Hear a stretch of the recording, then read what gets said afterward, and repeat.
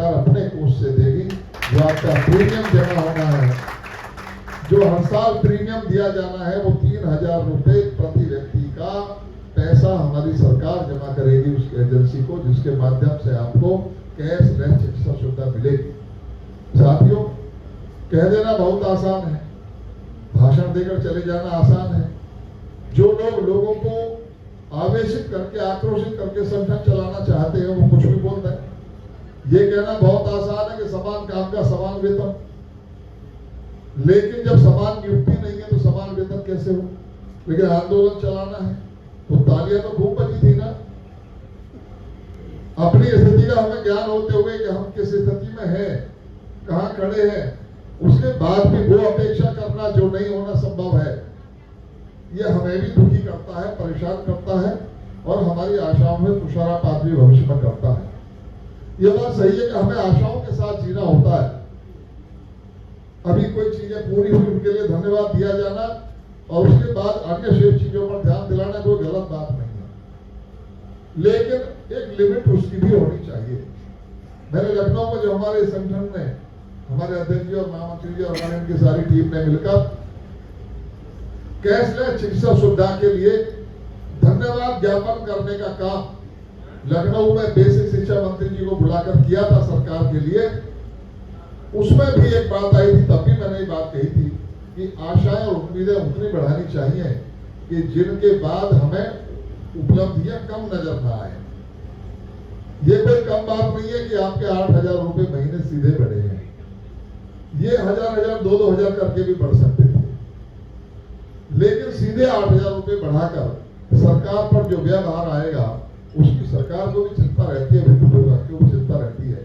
लेकिन योगी जी ने प्रदेश की अर्थव्यवस्था मजबूत करने का काम किया है।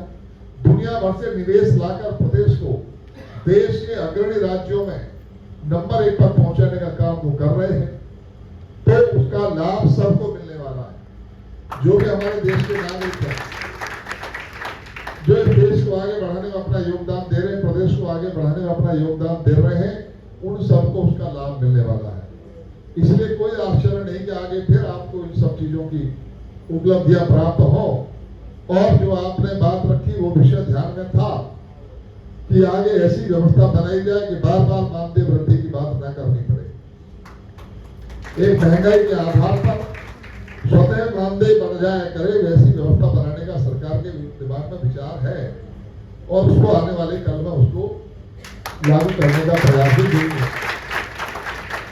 एक बड़ा विषय था, हमारे मित्र हमसे कहते थे तो हम लोग इनके साथ लड़ते रहे, जाते रहे, माननीय मुख्यमंत्री जी से मिलते रहे, माननीय मंत्री जी से। और सुंदरम साहब हमारे जिले के डीएम रह गए, तो वो आपके बेसिक शिक्षा के एसीएस थे।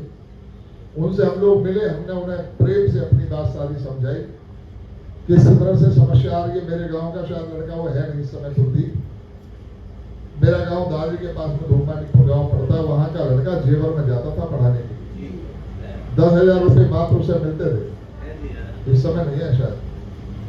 वहां से वो बारीपत स्टेशन जाता था, वहां से ट्रेन में बैठ कर उतरता था धनकौर, वहां से बस में बैठकर जाता था गाँव में, पढ़ाता था और आता था। लेकिन इन लोगों ने भी कभी अपनी तकलीफ मुझे पहले नहीं बताई थी। वो तो भला हो बनारस का, बनारस के लोग मुझे मिले और उन्होंने जो है जब संपर्क किया तो मैंने फिर कहा कि भाई तो अपनी सारी टीम मुझे मिले और अपने विषय बताओ, हम हल कराएंगे।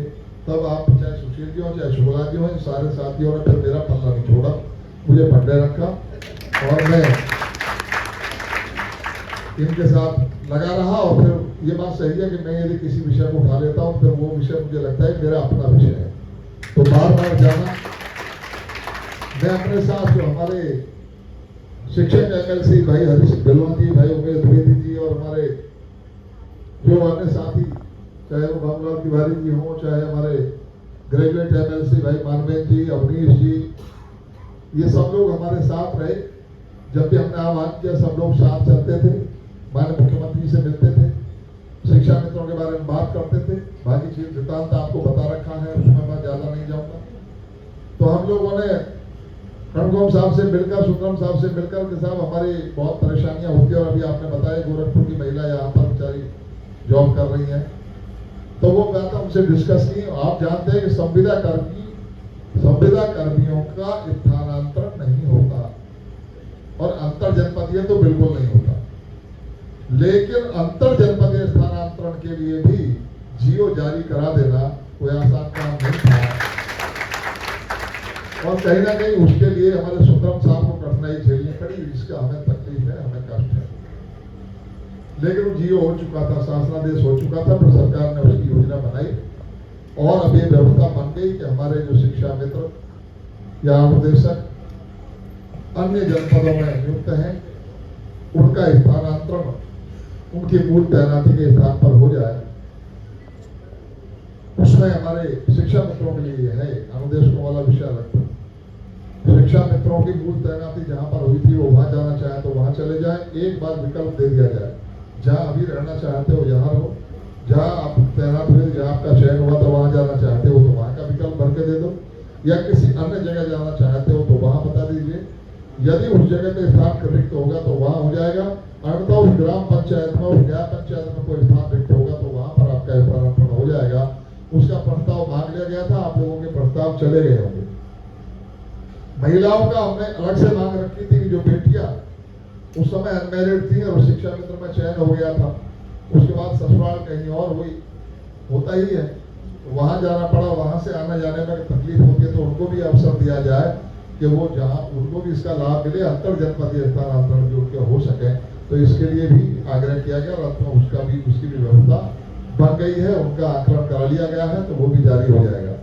तो दो तीन चीजें आपकी जो बहुत प्रमुख मांगे आपकी बनी है कि आपका मानदेय वृद्धि होना, आपके सम्मान का लौटना, और सबसे बड़ी बात यह कि एक संदेश जाना कि अब शिक्षा मित्र और सरकार के बीच में से खाई फट रही है।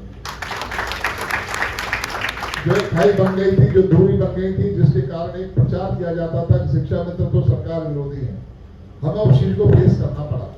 बार बार हर स्तर पर अधिकारियों और कर्मचारियों को, नेताओं को समझाना पड़ा कि ऐसा नहीं है। लोग कहते थे कि साहब इन्होंने बड़ा विरोध किया, बड़ा नुकसान किया।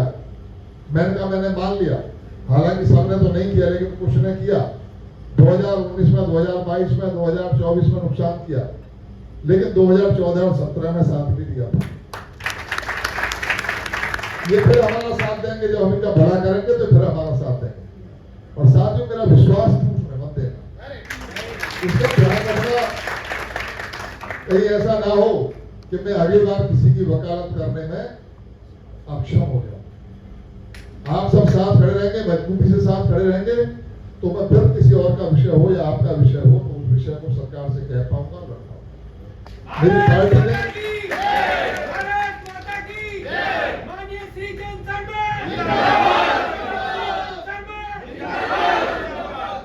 मेरी पार्टी ने जिस उम्मीद के साथ मुझे जिम्मेदारी सौंपी, मैंने उस उम्मीद पर अपना काम किया है और मैं आशा करता हूं कि आप सब लोगों का आशीर्वाद हमें और हमारी पार्टी को मिलेगा।